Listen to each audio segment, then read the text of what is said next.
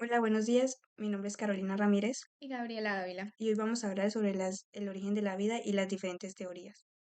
Vamos a describir tres características del origen de la vida desde el punto de vista del creacionismo. La primera, se fundamenta en textos religiosos como la Biblia en el libro de Génesis. La segunda, niega la teoría sobre la evolución y explicaciones científicas sobre el desarrollo de la vida y el origen de las especies. Considera que la vida se originó por la voluntad de un ser inteligente y supremo. Segunda, la generación espontánea. ¿Cuál era la visión de los griegos? Su visión era presentar la creencia de la vida que surgía espontáneamente de la interacción de materia no viva y las fuerzas de la naturaleza. ¿Qué aparición hicieron Tales de Mileto, Anaximandro y Demócrito? Empezaron a considerar que la vida podría surgir del lodo. ¿Cuál fue el aporte de Aristóteles?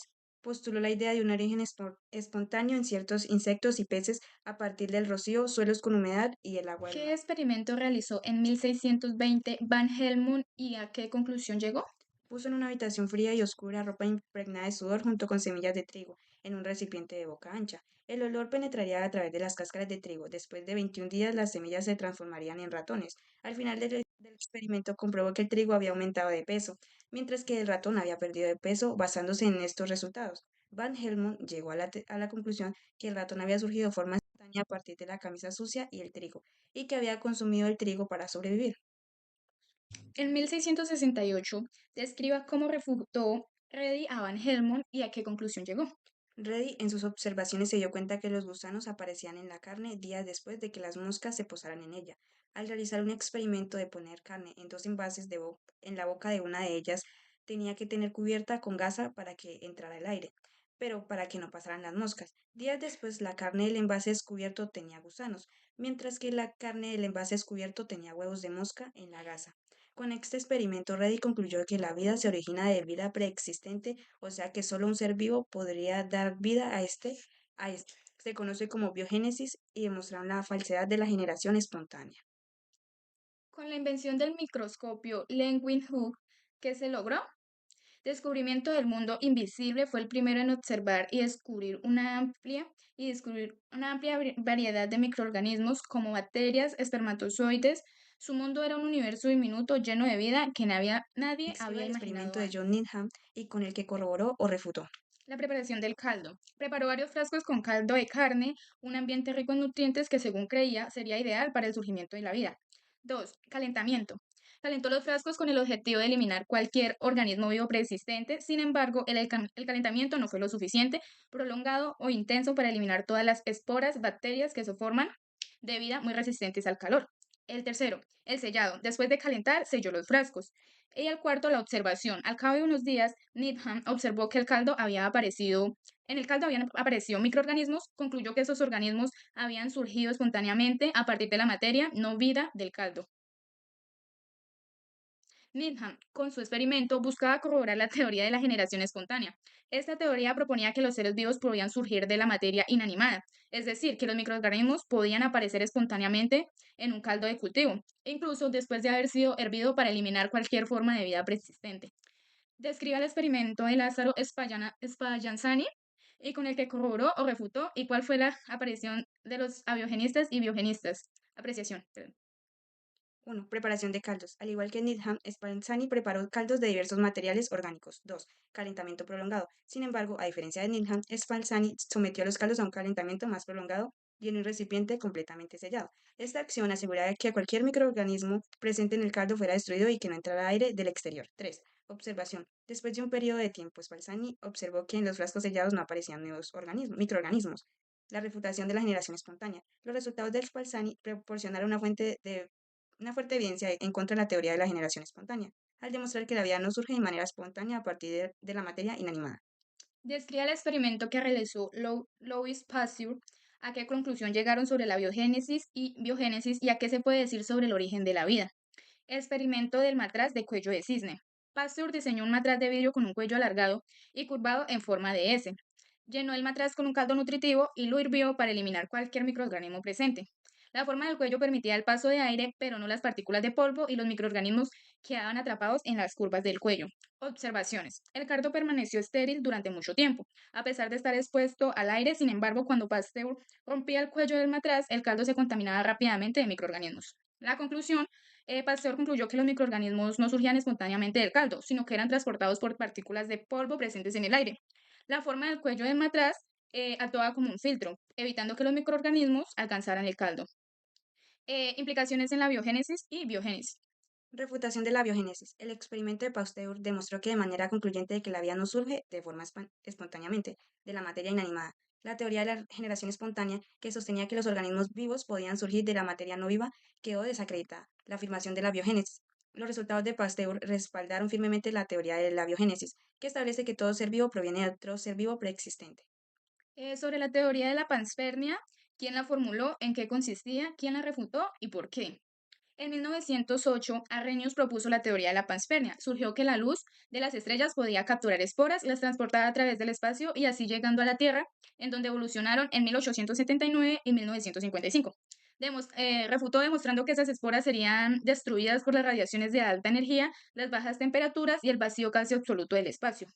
¿Qué es la litopanspermia y en qué consistía? Según la cual la vida podría haber viajado protegida en el interior de meteoritos y llegado a nuestro planeta desde el espacio. El meteorito contenía diversos amoníacos, hidrocarburos, bases nitrogenadas y otros compuestos. La traída de la sonda Surveyor 3 por el Apolo 12 a la Tierra, ¿qué ocasionó?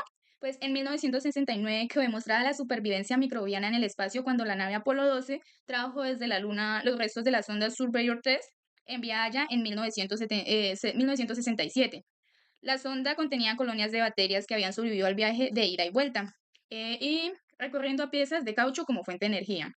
¿Qué se concluye la panspermia? La panspermia no resuelve el origen de la vida, solamente lo traslada fuera del planeta. Sobre la teoría de la fisicoquímica, ¿quién la formuló? Fue Oparin en 1924. ¿Y en qué consistía? Esta teoría explica el origen de la vida en la Tierra a partir de los elementos presentes en la atmósfera primitiva. Explica que tras de haberse formado la Tierra, la atmósfera era muy diferente de la actual. No contenía oxígeno libre, sino hidrógeno y compuestos hidrogenados como metano y amoníaco. La luz solar, los rayos, las fuentes de calor, como volcanes, materiales radioactivos, pudieron haber hecho reaccionar estos compuestos, produciendo otras más complejas, que al interactuar en los minerales en los océanos primitivos habrían dado orígenes a gotas coloidales, a las que llamó coacervados, ricas en polímeros como proteínas y ácidos nucleicos, de las que posteriormente surgieron las primeras células. La descripción del experimento que realizó Miller. En 1953, Stanley Miller dio apoyo experimental a la idea de Oparin e hizo pasar vapor de agua a través de una cámara de cristal que contenía una mezcla de los gases hidrógeno, metano y amoníaco, y sometió la mezcla a descargas eléctricas. Un día fue suficiente para sintetizar aminoácidos y una semana después ya se habrían formado alcoholes, aldehídos, ureas, cetonas, formol, azúcares, lípidos y otras moléculas más. Con este experimento se pone en claro que la materia inorgánica pudo originar materia orgánica y a partir de esta conformar las primeras células. El término de sopa primitiva, ¿qué detona y quién la denominó? Ponanperuma simuló tanto a la atmósfera como la hidrosfera primitiva y obtuvo un producto que denominó sopa primitiva. ¿Qué conclusión saca de esta teoría? Que el uso de cualquier De, fuente de energía, sea luz, electricidad, polvo volcánico, caliente o alguna otra, han transformado las moléculas sencillas en diversas moléculas complejas. ¿Cuál fue el aporte de Sidney Foss y qué lograron producir? Sidney Fox y sus colaboradores lograron producir microesferas capaces de efectuar reacciones metabólicas, crecer y dividirse. Estas microesferas también se consideran como modelos precursores plausibles de las primeras células.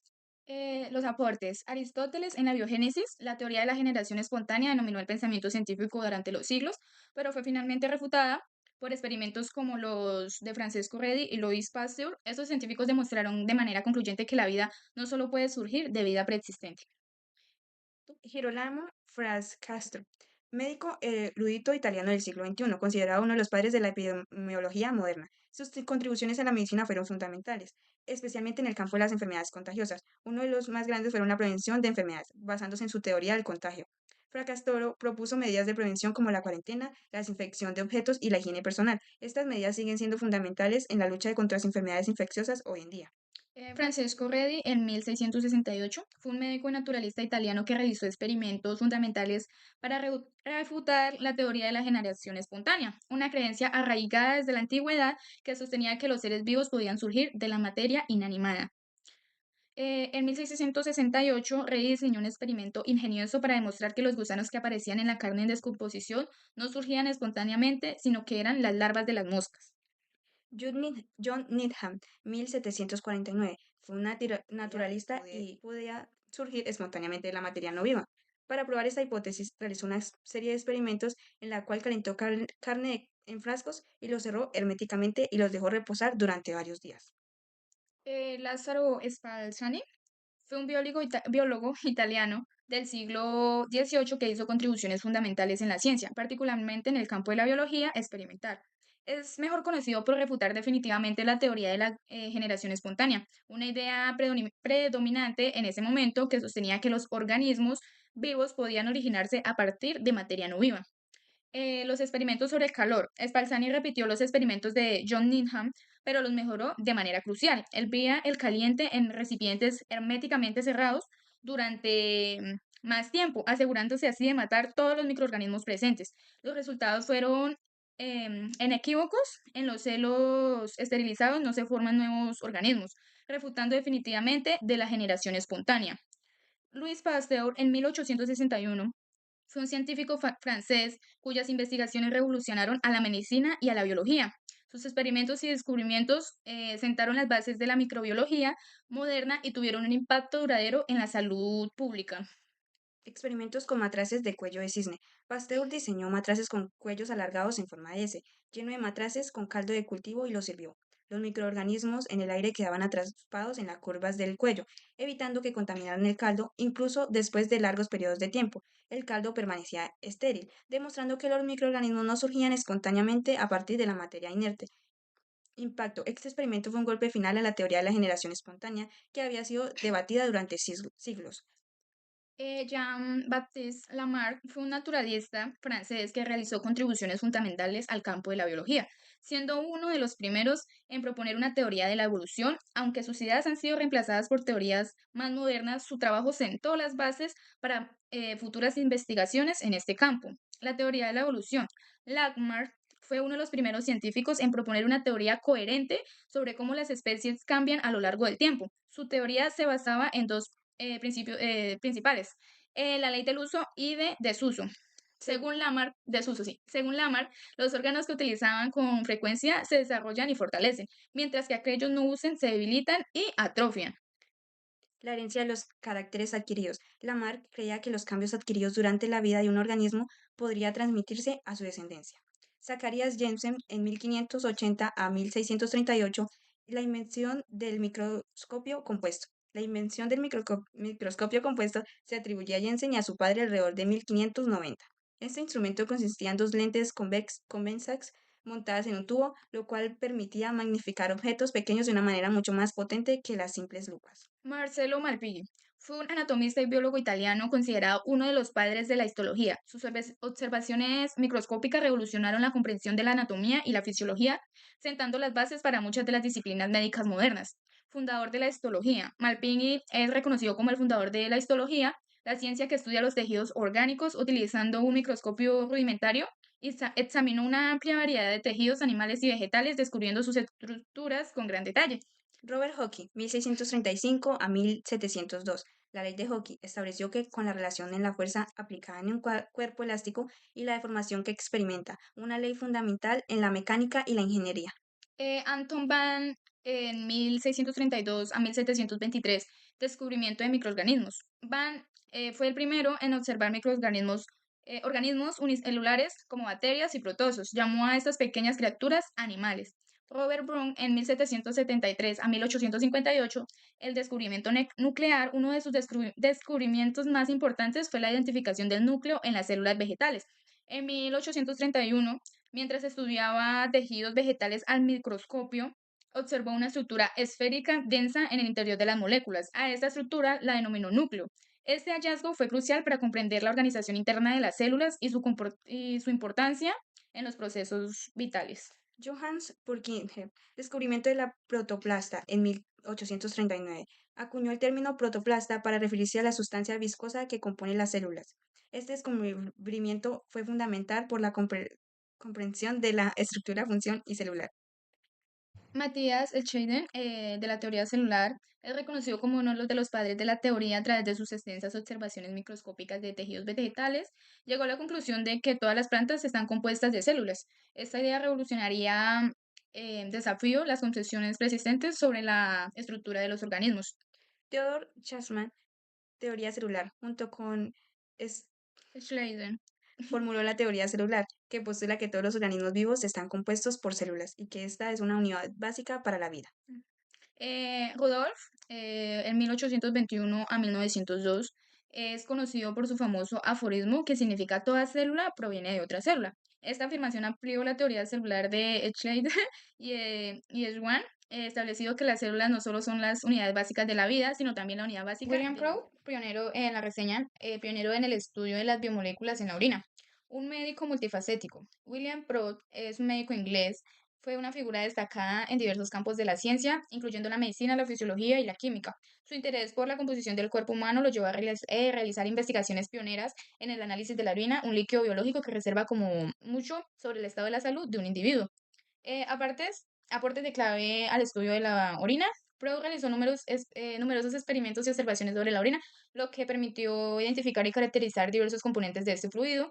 Sus principales contribuciones incluyen identificación de sustancias orgánicas. Fue uno de los primeros científicos en identificar y describir la presencia de sustancias orgánicas en la orina, como la urea y el ácido úrico. Estos hallazgos fueron fundamentales para comprender los procesos metabólicos y la excreción de productos de desecho en el cuerpo humano, relación entre la dieta y la composición de la orina. Prout estableció una conexión clara entre la dieta y la composición de la orina. Demostró que los cambios en la alimentación podían modificar la cantidad y el tipo de sustancias excretadas por los riñones. Orina como indicador de enfermedades. Él reconoció el potencial de la orina como indicador de enfermedades. Observó que la composición de la orina podía variar significativamente en personas enfermas, lo que surgía que el análisis de la orina puede ser una herramienta útil para el diagnóstico. La importancia de Proud en el contexto histórico. Los trabajos de Proud sobre la orina se enmarcan en un periodo de grandes avances en la química y la fisiología.